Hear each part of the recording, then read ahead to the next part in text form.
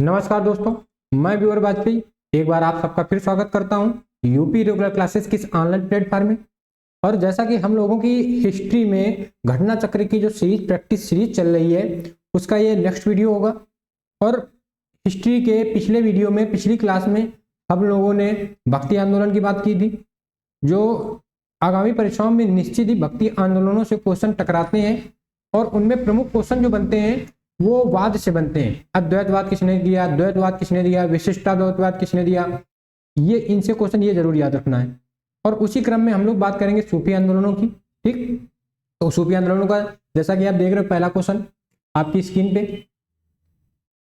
कह रहा है कि महत्वपूर्ण क्वेश्चन बनता है कि भारत में चिश्तिया सूफी मत को स्थापित किया किसने किया। तो भारत में अगर हम सूफी की बात करें तो सूफी आंदोलनों में सूफी संप्रदाय में 12 सिलसिले हुए। 12 सिलसिले यानी 12 पंथ की बात कर दें, 12 संप्रदाय की बात कर दें। इन 12 में 6 संप्रदाय भारत आते हैं। उन 6 संप्रदायों में सबसे पहले आने वाला जो संप्रदाय है, जो मत है, वो है चिश्तिया मत यानी चिश्ती। और इसी चिश्तिया मत को या चिश्ती को मुगल काल में अकबर बहुत ज्यादा संरक्षण प्रदान करता है और चिश्तिया धर्म को विस्तार करने के लिए अकबर कई सारी योजनाएं, कई सारे कार्य करता है। ठीक, तो चिश्ती क्वेश्चन में आ रहा है भारत में चिश्तिया सूफी मत का स्थापित किया। भारत में चिश्तिया सूफी मत को किसने स्थापित किया? तो याद रखना है ख्वाजा मोइनुद्दीन चिश्ती। किसने किया? ख्वाजा मोइनुद्दीन चिश्ती। हम लोग जितनी क्वेश्चनों के बाद इसके बाद हम लोग बात लास्ट में कुछ और फैक्टों की बात करेंगे जो हो सकता है क्वेश्चन में ना आए लेकिन आगामी परीक्षाओं में एक रिलेटेड क्वेश्चन के रूप में देखने को मिलेंगे। अगले क्वेश्चन की तरफ बात करें, इसका आंसर हो जाएगा बी नंबर, ख्वाजा मोइनुद्दीन चिश्ती। अगला क्वेश्चन कह रहा है निम्नलिखित सूफी संतों में से कौन एक सर्वप्रथम अजमेर में बस गए? अजमेर में बसने वाले सूफी संतों में आता है शेख मोइनुद्दीन चिश्ती। शेख मोइनुद्दीन चिश्ती और इनकी दरगाह पे, शेख मोइनुद्दीन चिश्ती की दरगाह पे अकबर ने 1667 में देग का मतलब होता है हांडी, बड़े बड़े आप भगोना कह दो या बटुया या आप बड़ा बड़ा अब कढ़ाई कह दो, देग कहा जाता है। तो अकबर ने 100 मण की देग बनाई, 100 मण की 1567 में और 1613 में जहांगीर ने 80 मण की देग बनाई। अगर आप कभी आप राजस्थान का सबसे बड़ा उर्स लगता है ख्वाजा मोइनुद्दीन चिश्ती की दरगाह पे, उर्स बोले तो मेला, आप कभी जाओगे या किसी से आप सुनोगे, कितनी कहानी सही है कितनी गलत है हमें ज्यादा आइडिया नहीं, लेकिन एक कहानी मिलती है कि जो ये देग है इस देग में लोग हीरे जवाहरात सोना चांदी आटा दाल सब डालते हैं और इसके बाद उसको निकाल लिया जाता है। यदि आप इस देग में आप अपनी गंदी नियत से कुछ चीज निकालने की कोशिश करोगे तो ऐसा कहा जाता है कि हाथ चिपक जाता है, हाथ चिपक जाता है। ये कितना सच है, अगर कोई कभी गया होगा तो इस चीज को कमेंट्स बॉक्स में बता सकता है कि कितना सच है कितना नहीं, बाकी हम कभी गए नहीं है। अगले क्वेश्चन की बात करें, ख्वाजा मोइनुद्दीन चिश्ती किसके शिष्य थे? बहुत महत्वपूर्ण क्वेश्चन बनता है, ख्वाजा मोइनुद्दीन चिश्ती किसके थे? तो शेख ख्वाजा उस्मान उल हारूनी के, किसके थे? उस्मान उल हारूनी के शिष्य थे। और इन्हें इनके अनुयायी या इनको चाहने वाले इन्हें गरीब नवाज भी कहते थे। ख्वाजा मोइनुद्दीन चिश्ती को इनके चाहने वाले क्या कहते थे? गरीब नवाज यानी गरीबों का प्रिय। ठीक, ख्वाजा मोइनुद्दीन चिश्ती। अगले क्वेश्चन की बात करें, शेख निजामुद्दीन औलिया किसके शिष्य थे? शेख निजामुद्दीन औलिया किसके शिष्य थे? तो आपको याद रखना होगा शेख निजामुद्दीन जो औलिया थे ये बाबा फरीद के शिष्य थे।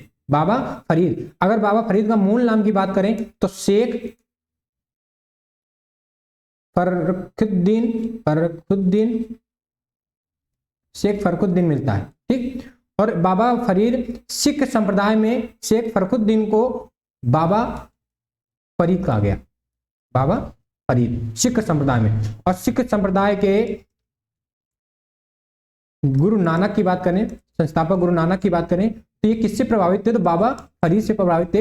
ये वही बाबा फरीद हैं जिन्होंने अपने वृद्धावस्था में 3 शादियां की और ये बलवन के दामाद रहे, बलवन के भी दामाद रहे, याद रखना। दूसरी बात, इनका जो मकबरा बना, इनकी जो दरगाह बनी है वो पाक का अजोगन कोई स्थान पड़ता है, पाक का उत्तरी क्षेत्र में पड़ता है, अजोगन में इनका मकबरा बना है। ठीक, मुल्तान में जन्म हुआ था पारिवारिक कलह की वजह से, जैसे हजरत मोहम्मद साहब के साथ हुआ था। मदीना में जन्म हुआ था, मक्का चले गए थे पारिवारिक कलह की वजह से। ऐसे ही अयोध्या अजोगन में मुल्तान में जन्मे बाबा फरीद अजोगन चले गए थे, ठीक। और ये किसके गुरु थे? तो निजामुद्दीन औलिया के। अगले क्वेश्चन की बात करें हम लोग, कह रहा है शेख निजामुद्दीन औलिया की दरगाह स्थित है। आप कभी दिल्ली जाते हो तो दिल्ली का स्टेशन का नाम क्या मिलता है? हजरत निजामुद्दीन। स्टेशन का नाम हजरत निजामुद्दीन, बस ये वही है। तो कहाँ है इनकी? दिल्ली में, दिल्ली में है। और इसी इन्होंने ये कहा था कि हमारे मकबरे का निर्माण ना कराया जाए, ना ही कोई दुर्ग बनाया जाए, लेकिन मोहम्मद बिन तुगलक ने इनके मकबरे का निर्माण कराया। और इनके प्रिय शिष्य अमीर खुसरो का भी मकबरा इन्हीं के बगल में बना है। और शाहजहां की बड़ी बेटी जिसने आगरा में जामा मस्जिद का निर्माण करवाया था, जहान आरा का भी मकबरा इनके साथ बना है। अगर निजामुद्दीन औलिया की बात करें तो निजामुद्दीन औलिया ने एक कथन कहा था कि अधिकतर हिंदू इस बात को जानते हैं कि इस्लाम धर्म सच्चा है। कथन याद रखना है कि किस यूपी संत का कथन ऐसे पूछ रहा है कि अधिकतर हिंदू लोग इस बात को जानते हैं कि इस्लाम धर्म सच्चा है, लेकिन फिर भी अपनाते नहीं है। ये बात किसने कही थी? निजामुद्दीन औलिया ने। अगला क्वेश्चन, महत्वपूर्ण क्वेश्चन। कॉन्सेप्चुअल क्वेश्चन ऐसे बनते हैं, जैसे आप देख सकते हो कथन कारण का क्वेश्चन है, भारत में सूफियों के चिश्ती धर्म संघ का प्रवर्तक और सर्व प्रमुख व्यक्ति ख्वाजा मोइनुद्दीन चिश्ती थे? बिल्कुल थे। भारत में चिश्ती संप्रदाय का प्रचार प्रसार किसने किया? तो ख्वाजा मोइनुद्दीन चिश्ती ने किया। गरीब नवाज के नाम से लोग इनको जानते थे। और अगर हम बाहर की बात करें, भारत से बाहर की बात करें तो अब्दुल्ला चिश्ती ने, शेख अब्दुल्ला चिश्ती ने किया। तो पहला क्वेश्चन सही हो गया, कथन सही हो गया। कारण क्या है? चिश्ती धर्म संघ ने अपना नाम अजमेर में स्थित ग्राम चिश्ती से लिया? नहीं, ये ग्राम चिश्ती से नहीं, ये जब ईरान से निकल के आते हैं तो अफगानिस्तान में एक चिश्ती स्थान पड़ता है, तो उन्होंने ये चिश्ती कहां से लिया है? अफगानिस्तान से लिया है। तो ए तो सही है लेकिन बी गलत है, तो कौन सा सही हो जाएगा? सी नंबर। ए सही है परंतु आर गलत है। अगले क्वेश्चन की तरफ बात करें हम लोग, ठीक। जिस सूफी संत की मान्यता थी कि भक्ति संगीत ईश्वर के निकट पहुंचाने का एक साधन है, भक्ति संगीत ईश्वर के नजदीक पहुंचाने का एक साधन है, वो कौन थे? तो मोइनुद्दीन चिश्ती थे, मोइनुद्दीन चिश्ती। और ये 1192 के तराइन के द्वितीय युद्ध में मोहम्मद गौरी के साथ भारत आते हैं और मोहम्मद गौरी इन्हें एक उपाधि देता है, सुल्तान उल हिंद, सुल्तान उल हिंद। अब इसका अर्थ महत्वपूर्ण बन जाता है। अर्थ क्या बनता है? हिंदुओं के आध्यात्मिक गुरु। क्वेश्चन बनाएगा, उपाधि है क्या? सुल्तान उल हिंद। इसका हिंदी अनुवाद क्या निकलता है? हिंदुओं का आध्यात्मिक गुरु। क्वेश्चन बनाएगा कि किस सूफी संत को हिंदुओं का आध्यात्मिक गुरु कहा गया? तो ख्वाजा मोइनुद्दीन चिश्ती को कहा गया, याद रखोगे। अगला क्वेश्चन की बात करें हम लोग, निम्न में से कौन चिश्ती सिलसिले से संबंधित नहीं है? किसका संबंध चिश्ती सिलसिले से नहीं है? तो आप देख सकते हो शेख निजामुद्दीन औलिया है, जो कि ये बाबा फरीद के थे। और बाबा फरीद किसके शिष्य थे? तो ख्वाजा मोइनुद्दीन चिश्ती के थे, ठीक। अगला, शेख मोइनुद्दीन चिश्ती ये तो थे ही संस्थापक। शेख अब्दुल जिलानी सोहरावर्दी थे, सोहरावर्दी सूफी संप्रदाय से संबंधित थे। और ख्वाजा कुतुबुद्दीन बख्तियार काकी ये भी मोइनुद्दीन चिश्ती के शिष्य थे, ठीक। तो ये तीनों, पहला सी नंबर और डी नंबर, ये तीनों चिश्ती संप्रदाय संबंधित है, ये सोहरावर्दी संप्रदाय संबंधित है, शेख अब्दुल जिलानी। अगला क्वेश्चन, निम्न में से किस सुल्तान से निजामुद्दीन औलिया ने भेंट करने से इनकार कर दिया था? तो आपको याद रखना है AK-47 अर्थात अलाउद्दीन खिलजी। कंडीशन क्या बनती है? दूसरा क्वेश्चन महत्वपूर्ण बनता है कि निजामुद्दीन औलिया ने दिल्ली सल्तनत में 7 शासकों का या 7 सुल्तानों का शासनकाल देखा। और इसी के पैरेलल पे दूसरा बनता है कि अमीर खुसरो को भी ये गौरव प्राप्त हुआ, अमीर खुसरो को भी प्राप्त हुआ। तो दोनों याद रखना है कि निजामुद्दीन औलिया या अमीर खुसरो, इन दोनों लोगों ने 7 दिल्ली सुल्तानों के शासनकाल देखा।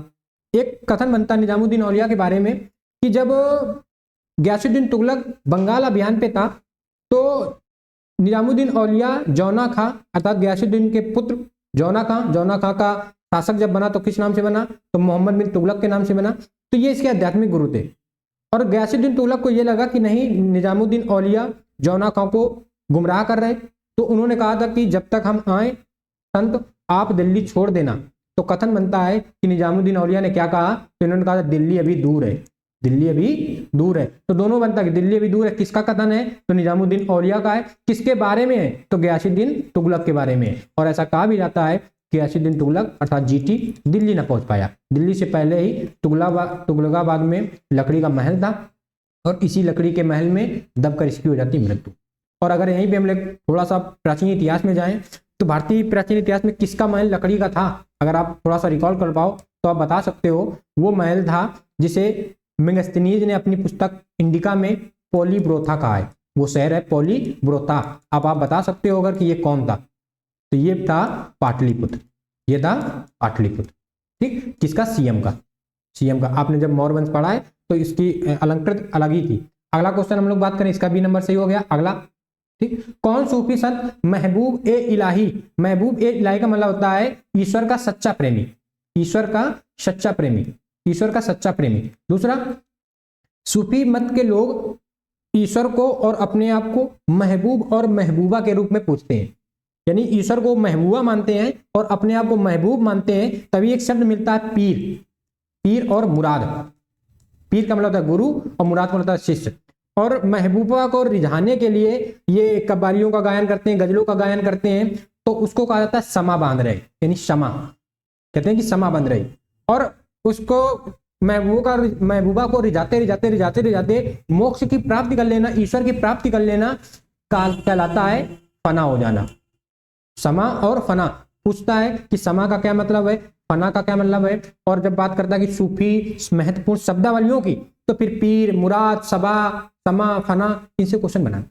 ठीक, तो महबूब ए इलाही यानी ईश्वर का सच्चा प्रेमी है। ईश्वर का सच्चा प्रेमी किसके बारे में कहा गया, तो याद रखना है कि ईश्वर का सच्चा प्रेमी के बारे में कहा गया शेख निजामुद्दीन औलिया को, शेख निजामुद्दीन औलिया को। और शेख निजामुद्दीन औलिया के बारे में अगर एक हम और बात कर दें कि इन्होंने सूफी मत को योग और प्राणायाम के माध्यम से, योग और प्राणायाम इसके माध्यम से लोकप्रिय बनाया। और जब योग और योगा आप समझते हो, प्राणायाम समझते हो, जब योग और प्राणायाम के माध्यम से इसे लोकप्रिय बना रहे हैं तो इसके लिए एक शब्द आ जाता है, शब्द आता है हब्स ए दम, हब्स ए दम। तो क्वेश्चन बनाता है कि हब्स ए दम संबंधित है तो योग और प्राणायाम के माध्यम से सूफी मत को लोकप्रिय बनाने का काम या प्रचार प्रसार करने का काम। ठीक, अगर हम इसी में एक थोड़ा सा और बात करें तो एक सूफी अनुयायी भोगविलासी जीवन नहीं व्यतीत करते हैं, यानी एक त्यागता के आधार पर जीवन व्यतीत करते हैं, तो इसे कहा जाता है हक तुर्ज ए दुनिया, इसे कहते हैं तुर्ज ए दुनिया। याद रखना है कि भोगविलासी जीवन व्यतीत नहीं करते हैं। और निजामुद्दीन औलिया का जन्म अगर हम यहीं पे बात कर लें तो इनका जन्म होता है यूपी के बदायूं शहर में होता है, बदायूं शहर में होता है। ठीक, निजामुद्दीन औलिया का जन्म यूपी के बदायूं शहर में होता है। अगला क्वेश्चन, और इनके गुरु कौन थे, तो बाबा फरीद, बाबा फरीद, ये बाबा फरीद थे, अजोगन में मिले थे। अगला क्वेश्चन की बात करें हम लोग, शेख फरीद, शेख फरीद या बाबा फरीद। अब एक यहाँ पे थोड़ा और हम विस्तार करेंगे कि बाबा फरीद के नाम से शेख फरीदुद्दीन रहे। और अगर हम बात करें सिद्ध योगी या प्रथम योगी, योगी प्रथम या सिद्ध योगी, ये किसको कहा गया, तो निजामुद्दीन औलिया को कहा गया। योगी प्रथम या सिद्ध योगी किसको कहा गया, निजामुद्दीन औलिया को कहा गया। ठीक, अब कह रहा शेख फरीद का सर्वाधिक ख्याति लब्ध शिष्य जिसने दिल्ली के 7 सुल्तानों का शासन देखा, महत्वपूर्ण किसने, निजामुद्दीन औलिया ने। और निजामुद्दीन औलिया के बारे में एक अलाउद्दीन का कथन मिलता है कि अलाउद्दीन ने इनसे मिलने की इच्छा जाहिर की तो इन्होंने कहा था कि हमारे घर के दरवाजे 2 हैं, शहंशाह एक दरवाजे से अंदर आएंगे, हम दूसरे दरवाजे से बाहर चले जाएंगे, यानी ये मिलना ना चाह रहे थे। ठीक, आगे हम बात करेंगे कि एक सोहरावर्दी संप्रदाय जिसने अपने आप को पूर्णतः राजनीति में इंक्लूड कर दिया। और जैसे ये लोग कैसे एक दुनिया को विलासता से दूर करके जीवन जी रहे थे, प्राणायाम योग के माध्यम से जीवन जी रहे थे। सोहरावर्दी संप्रदाय के लोगों ने क्या किया कि भोग विलासता को शामिल कर लिया और शासन में महत्वपूर्ण पद अपने पास रखने लगे। और अगर व्यक्ति भोग विलासा के करीब जाता है, आप ज्यादा जब करता है तो उसका पतन निश्चित है। तो सोहरावर्दी संप्रदाय का उतना ज्यादा जिक्र नहीं आपको मिलता है जितना चिश्ती संप्रदाय का मिलता है। ठीक, अगले क्वेश्चन की बात करें हम लोग, कह रहा निम्न में से किस सूफी संत के विचारों को सिखों के धर्म ग्रंथ आदि ग्रंथ में भी मिलता है? तो हमने कहा था कि कौन थे, बाबा फरीद, और बाबा फरीद को फरीदुद्दीन के नाम से, और इन्हें एक और उपाधि दे गई थी, गजे सक्करा, गजे सक्करा, गजे सक्करा भी याद रखना है, ठीक। और पंजाबी भाषा के प्रथम कवि भी माने जाते हैं, कौन, बाबा फरीद, पंजाबी भाषा के प्रथम कवि। और हमने कहा था कि गुरु नानक इनसे बहुत प्रभावित। नेक्स्ट क्वेश्चन की बात करें हम लोग, प्रसिद्ध संत सलीम चिश्ती रहते थे, शेख सलीम चिश्ती, सलीम मुगल काल में किसका नाम था? तो जहांगीर का नाम था। और ऐसा कहा जाता है कि जब आमेर अभियान में अकबर जा रहे होते हैं, शेख सलीम चिश्ती की दरगाह पे जा रहे होते हैं, तो उसी दौरान इनके आशीर्वाद से 68 के समथिंग जहांगीर का जन्म होता है, और इसी के नाम पे, शेख सलीम के नाम पे ही जहांगीर का नाम सलीम रखा गया। और सलीम की और अनारकली की कहानी आपको पता है, क्वेश्चन बनता है सलीम और अनारकली की किंवदंती जो है कितनी हकीकत है, कितनी सच है, वो इतिहास का मैटर है। लेकिन अगर उसकी बात करें किसने वर्णन किया है, तो विलियम फिंच नामक इतिहासकार ने, याद रखना, विलियम फिंच ने अनारकली डिस्को चली, ठीक है, ये तो दूसरा मैटर है। तो याद रखना प्रसिद्ध संत सलीम चिश्ती रहते थे, तो प्रसिद्ध संत सलीम चिश्ती रहते थे फतेहपुर सीकरी में, फतेहपुर सीकरी में इनका यहीं पे मकबरा किसने बनवाया था? तो अकबर ने। अगला क्वेश्चन की बात करें हम लोग, निम्नलिखित में से किसे शेख उल हिंद की पदवी प्रदान की गई थी? तो शेख उल हिंद के नाम से जाने जाने वाले थे कौन? ख्वाजा मोइनुद्दीन चिश्ती, ख्वाजा मोइनुद्दीन चिश्ती। अगला क्वेश्चन, शेख या सुल्तान जो हमने बात की थी, गौरी ने उपाधि दी थी। अगर निम्नलिखित में से किस चिश्ती संत को चिराग ए दिल्ली के नाम से जाने जाने वाला निजामुद्दीन औलिया का शिष्य था? नासरुद्दीन। और नासरुद्दीन का शिष्य था गेसु दुराज। अब गेसु दुराज महत्वपूर्ण क्यों है? गेसु दुराज ने दक्षिण में बहमनी शासकों के शासन काल में दक्षिण में चिश्ती संप्रदाय को या चिश्ती मत की नींव रखी। किसने?